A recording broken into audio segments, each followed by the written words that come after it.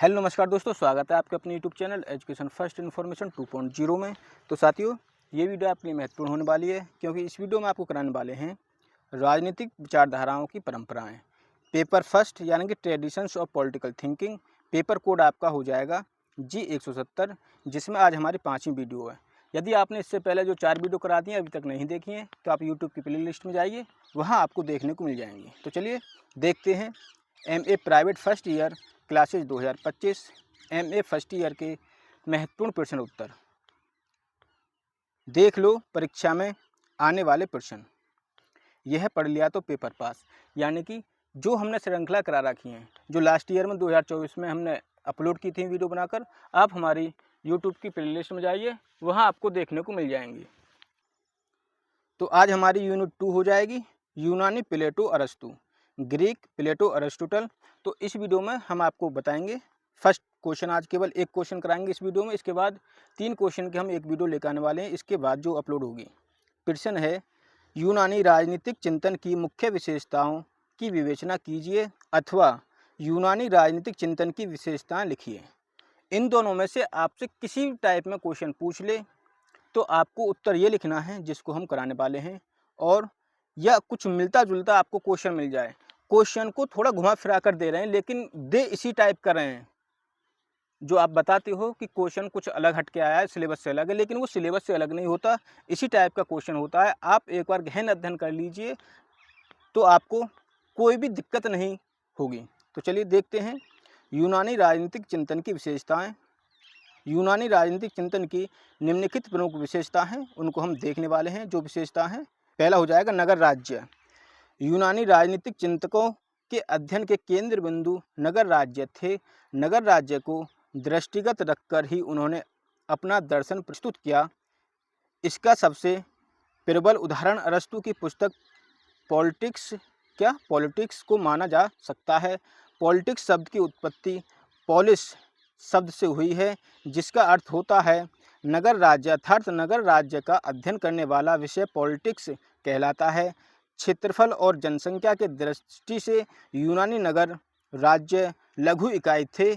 इसमें निवास करने वाले नागरिकों में सामुदायिकता और सद्भाव की भावना पाई जाती थी, अर्थात संगठित जीवन, समान धर्म और उपासना नगर राज्य की प्रमुख विशेषताएं थीं। ये लोग आपस में एक दूसरे को निकट से जानने का प्रयास करते थे। वैचारिक आदान प्रदान, वाद विवाद, भाषण, वाक्पटुता एवं व्यवहार कुशलता इनके सामान्य लक्षण बन गए थे। सामूहिक चरित्र के अतिरिक्त नगर राज्य का लक्ष्य सुखी एवं आत्मनिर्भर जीवन की प्राप्ति करना था। प्लेटो और अरस्तु दोनों ने ही नगर राज्य को आत्मनिर्भर समुदाय माना था। क्या? नगर राज्य को आत्मनिर्भर समुदाय माना था। यूनानियों द्वारा नगर राज्य को आदर्श संस्था माना जाता था। क्या? आदर्श संस्था माना जाता था। किसको?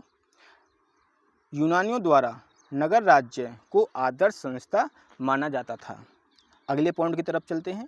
यदि साथियों आपको वीडियो पसंद आ रही हो तो प्लीज़ वीडियो को एक बार लाइक कर दें और हमारे चैनल को सब्सक्राइब कर लें, ताकि जैसे ही हम नेक्स्ट वीडियो अपलोड करें उसकी नोटिफिकेशन आपके पास पहुंच जाए। दूसरा पॉइंट हो जाएगा आपका मानव अध्ययन को विशेष महत्व। मानव अध्ययन को विशेष महत्व। मानव यूनानी राजनीतिक चिंतक यानी कि मानव यूनानी राजनीतिक चिंतन का प्रमुख अध्ययन विषय था। यूनानी मनुष्य को एक सामाजिक और राजनीतिक प्राणी मानते थे। अरस्तु ने कहा था कि मनुष्य एक सामाजिक व राजनीतिक प्राणी है। जो मनुष्य समाज में नहीं रहता यह कह सकता है कि उसे समाज की आवश्यकता नहीं है, वह या तो पशु या देवता होगा। यूनानियों का मानना था कि सबसे आश्चर्यजनक वस्तु सबसे आश्चर्यजनक वस्तु मानव है, उससे अधिक आश्चर्यजनक वस्तु अन्य कुछ नहीं है। इसलिए मानव का अनुसंधान करना अति आवश्यक है, जिससे उसके बारे में संपूर्ण जानकारी प्राप्त हो सके। इस प्रकार यूनानियों का उद्देश्य मानव को बनाना था, जिससे वह अपने साथ साथ संपूर्ण समाज व राज्य के लोगों को सुख व समृद्धि में सहायक बन सकें। तो ये आपका हो जाएगा मानव अध्ययन की विशेषताएं, ये हो जाएगा। आगे चलते हैं, यथार्थवादी चिंतन। क्या? यथार्थवादी चिंतन। यूनानी राजनीतिक चिंतन तत्कालीन राजनीतिक समस्याओं के समाधान से संबंधित था। यद्यपि प्लेटो का दर्शन आदर्शवादी था, किंतु उसने भी अपने आदर्शों का प्रतिपादन राजनीतिक समस्याओं के समाधान के लिए ही किया था। अरस्तु तो प्लेटो का शिष्य होते हुए भी प्लेटो की आलोचनात्मक इसलिए करता था कि उसका चिंतन यथार्थ जगत से संबंधित नहीं था। अपनी पुस्तक पॉलिटिक्स की रचना के पूर्व अरस्तु ने लगभग 158 देशों के संविधान का तुलनात्मक अध्ययन किया था। इसलिए अरस्तु के सिर्फ दास्ता संबंधी विचारों को छोड़ दिया जाए तो उसके सिद्धांत आज भी उतने ही प्रासंगिक प्रतीत होते हैं। कितने प्रतीत होते हैं? जितना कि वे अरस्तु के समय में थे। यूनानी राजनीतिक चिंतन का उद्देश्य सामाजिक और राजनीतिक समस्याओं का व्यवहारिक निवारण करते हुए आदर्श समाज या राज्य की स्थापना करना था। ये आपका ये पॉइंट हो जाएगा। उसके बाद राज्य एक नैतिक संस्था है। क्या है? राज्य एक नैतिक संस्था है। यूनानी राजनीतिक चिंतन राज्य को एक नैतिक संस्था मानता था।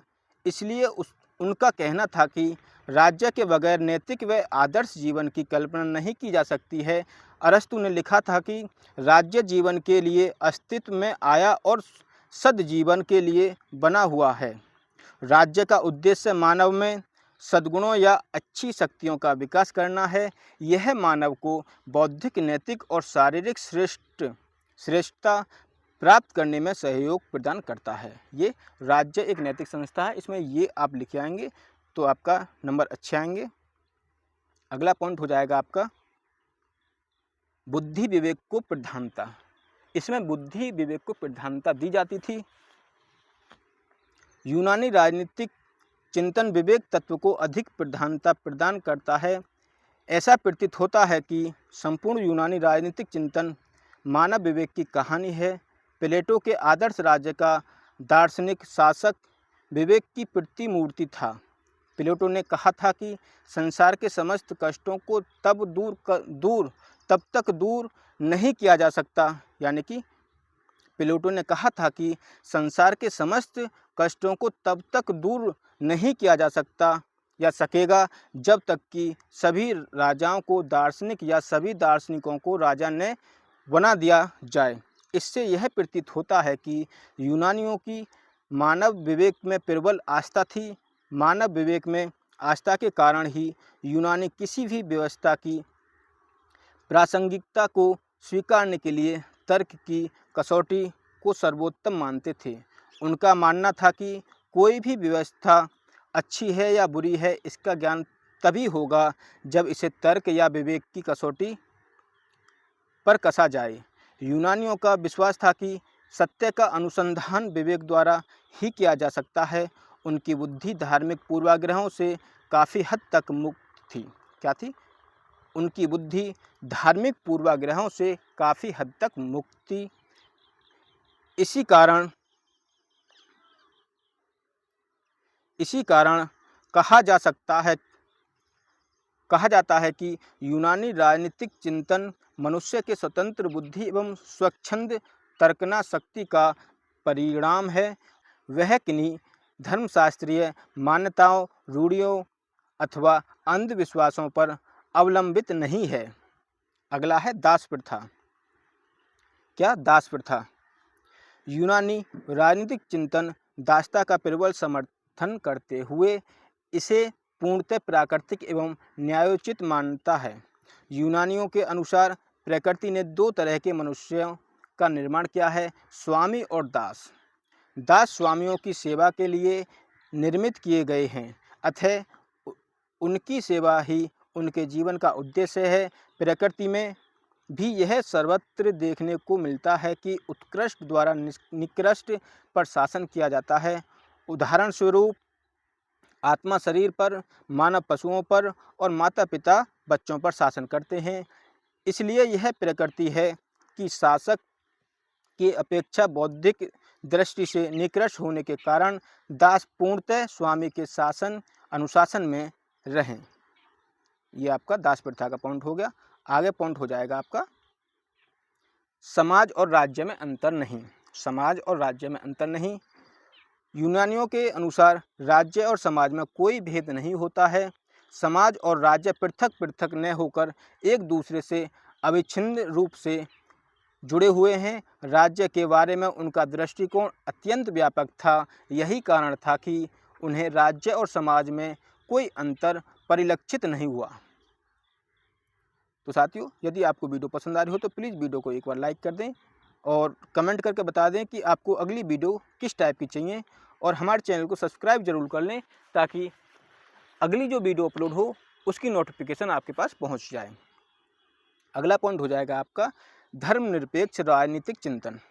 साधारणतः यूनानियों को धर्मनिरपेक्ष राजनीतिक चिंतन का जन्मदाता माना जाता है।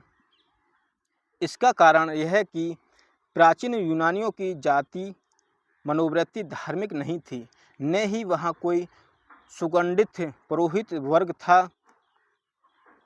प्राय यह देखने को मिलता है कि एक धर्म भीरू व्यक्ति स्वतंत्र बुद्धि की क्षमता एवं तर्कना शक्ति की उपयोगिता में अधिक विश्वास नहीं रखता है, बल्कि वह धर्मशास्त्रों द्वारा प्रतिपादित कुछ विश्वासों, मान्यताओं तथा सिद्धांतों को ध्रुव सत्य मान लेता है। यूनानी दार्शनिक एवं चिंतक धर्मशास्त्रों तथा धर्म पुरोहितों के ऐसे कठोर अनुशासन से काफ़ी हद तक मुक्त थे। अगला पॉइंट हो जाएगा आपका राष्ट्रीय तथा अंतर्राष्ट्रीय दृष्टिकोण का अभाव। राष्ट्रीय तथा अंतर्राष्ट्रीय दृष्टिकोण का अभाव। यूनान के छोटे से भूभाग पर कई छोटे छोटे नगर राज्य स्थित थे, जिनमें आपसी ईर्ष्या व प्रतिद्वंदिता व्याप्त थी। अतः इनमें आपस में निरंतर फूट व कलह का वातावरण था। यूनानी राजनीतिक चिंतन कभी भी अपने को नगर राज्यों की सीमाओं से मुक्त नहीं कर सकता था। क्या है कि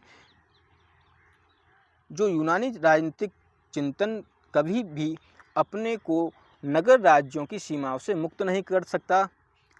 यही कारण था कि आधुनिक युग की तरह वे राष्ट्रीय और अंतर्राष्ट्रीय दृष्टिकोण से चिंतन नहीं कर सके और न ही अपने चिंतन को नए विस्तृत राष्ट्रीय और अंतर्राष्ट्रीय आयाम प्रदान कर सके। इस प्रकार उनका चिंतन नगर राज्यों की संकीर्णता से ग्रस्त रहा। इस प्रकार स्पष्ट है कि पाश्चात्य राजनीतिक चिंतन का प्रारंभ यूनानी जगत से होने के कारण यूनानी चिंतन अपने आप से अद्वितीय प्रतीत होता है, जिससे ऐसी अनेक विलक्षणताएं देखने को मिलती हैं जिनका अस्तित्व अन्य कहीं के चिंतन में दिखाई नहीं देता। तो ये थी आज की इस क्वेश्चन की वीडियो। इसकी PDF आपको हमारे टेलीग्राम पर मिल जाएगी, आप वहाँ से इसे फ्री ऑफ कॉस्ट डाउनलोड कर सकते हैं। तो चलिए यहीं तक।